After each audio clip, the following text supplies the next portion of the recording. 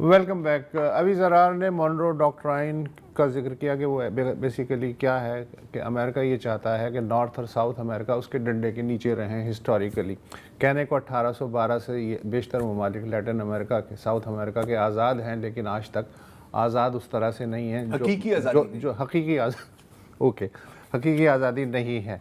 आपने बनाना रिपब्लिक 1000 दफ़ा आपने खुद भी इस्तेमाल किया है। यहाँ अकेला रियासत है। यहाँ पार्लियामेंट में भी कई लोग कहते हैं कि जी हम खुद मुख्तार हैं, बनाना रिपब्लिक। ये आपको पता है कहाँ से आया? जी मुझे पता। ये ग्वाटेमाला, बाकियों को नहीं पता। ग्वाटेमाला जो एक रियासत है सेंट्रल अमेरिका की, वहाँ के हवाले से ये टर्म सामने आई थी, बनाना रिपब्लिक। क्यों?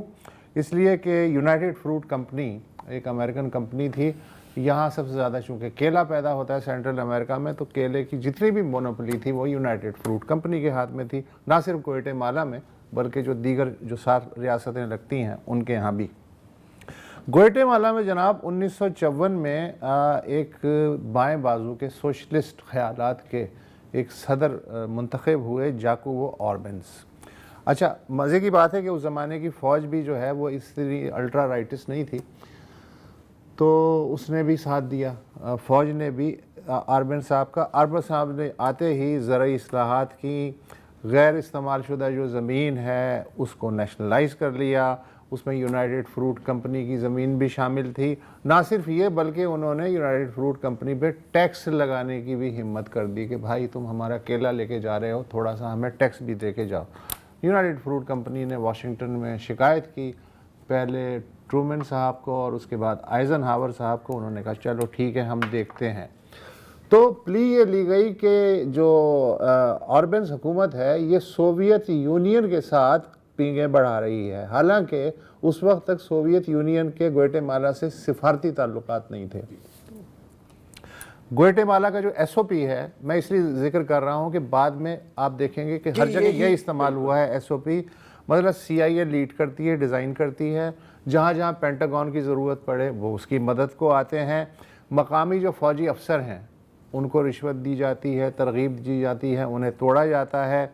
रेडियो और अखबारात को पेड जो हुकूमत मुखालिफ मुहिम है उसके लिए फंडिंग दी जाती है।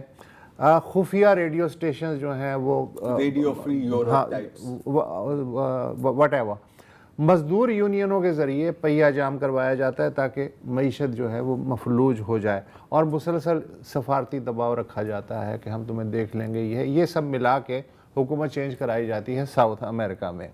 तो ग्वाटेमाला में भी फिर यही हुआ कि वो सारी चीज़ें जो हैं वो मलिया मेट हो गई। उसके बाद मैं आपको एक मिसाल देना चाह रहा हूँ क्यूबा की। जी, क्यूबा में भी यही हुआ कि एक फ़ौजी जर्नल थे बतिस्ता साहब, उनको 1950 में इक़्तिदार में वो आ गए, जैसा कि तरीक़ा है आने का।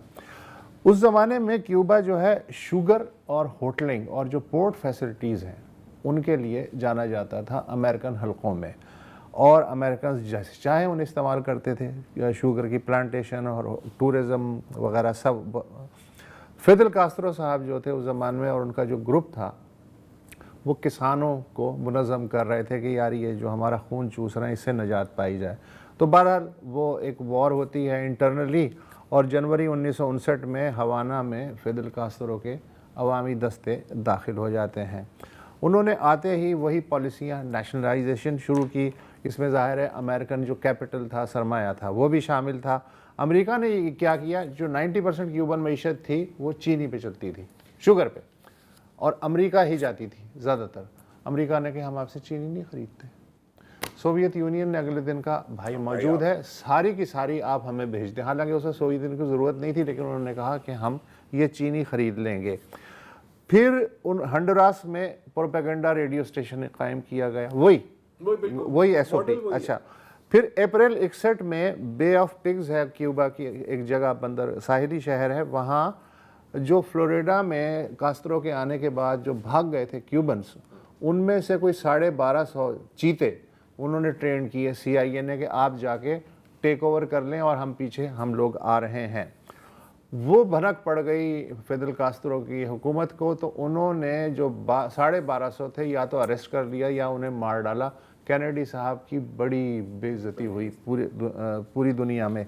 اور کیوبا پوری طرح پہلے تو آدھا سوویت انفلوئنس میں تھا, اس کے بعد وہ پورا چلا گیا, اور اس کے بعد آپ کو پتا ہے میزائل کا جھگڑا ہوا تھا. اچھا, کاسترو پہ میرا خیال ہے یہ ورلڈ ریکارڈ ہے کہ 600 کے لگ بھگ قاتلانہ حملے ہوئے ہیں, طرح طرح سے آزمایا گیا, لیکن وہ جوان 2016 میں جو نیچرل ڈیتھ ہے اس پہ وہ ہوئے. اچھا, پھر جب انہوں نے کہا کہ اگر آ گئے ہو سامنے اور ساری ناکہ بندی بھی کر دی ہے تو ٹھیک ہے, نان الائنڈ موومنٹ, اس کے جو چوٹی کے لیڈر تھے ان میں تھے کاسترو صاحب, پی ایل او کی کھل کے انہوں نے حمایت کی, افریقہ میں جو مارکسسٹ موومنٹ تھی ان کی کھل کے حمایت کی. ان کے ایک کامریڈ تھے چے گویرا صاحب, وہ ان کی حکومت میں شامل تھے. پھر انہوں نے کہا نہیں یار بہت ہو گیا, میں وزیر بن گیا, اب میں باقی ملکوں میں ریولوشن کی ٹریننگ دوں گا. تو بہرحال اکتوبر 67 میں سی آئی اے نے کسی طرح انہیں جو ہے پن پوائنٹ کیا بیلویویا کے جنگلات میں, اور وہاں پکڑ کے انہیں گولی مار دی گئی, لیکن وہ ظاہر ایک لیجنڈری فگر ہیں. ایک بڑی مثال ہے چلی کی.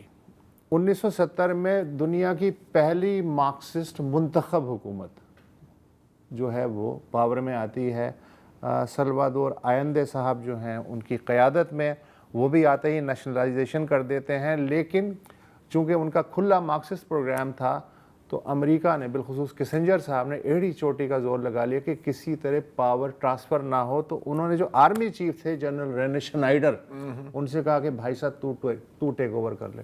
اس نے کہا نہیں, جو آئین کہتا ہے وہی ہوگا. اس کا نتیجہ یہ ہوا کہ حلف سے ایک ہفتے پہلے شنائڈر کو نامعلوم افراد نے اغوا کیا, اور پھر ان کی لاش ملی, اور ان کی جگہ جو بندہ چیف آف اسٹاف بنا اس کا نام تھا جنرل پینوشے.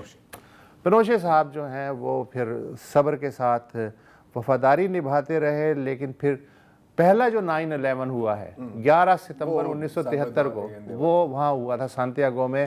وہاں بمباری ہوتی ہے آئندے صاحب کے محل پہ, اور انہیں جو ہے وہ مار ڈالا جاتا ہے. اس سے پہلے جو ہے پہیا جام, اور چونکہ کاپر کی جو بھی انڈسٹری تھی دنیا میں سب سے زیادہ کاپر کی جو پروڈکشن تھی اس زمانے میں. اچھا, لیکن جو ریولیوشنری اسپرٹ ہے ساؤتھ امریکہ میں وہ قائم رہتی ہے, رائٹ. اور یہ جو ہیوگو شاویز ہیں یا یہ مڈورس ہیں, یہ اسی نسل کے ہیں ایک طرح سے نا, بالکل آگے جاتے ہوئے. تو اس وقت شاہزیب اگر آپ تھوڑا سا ہمیں سنیپ شاٹ دیں کہ وینیزویلا کے اندرونی سیاسی, سماجی اور معاشی صورتحال کیا ہے اس وقفے کے بعد.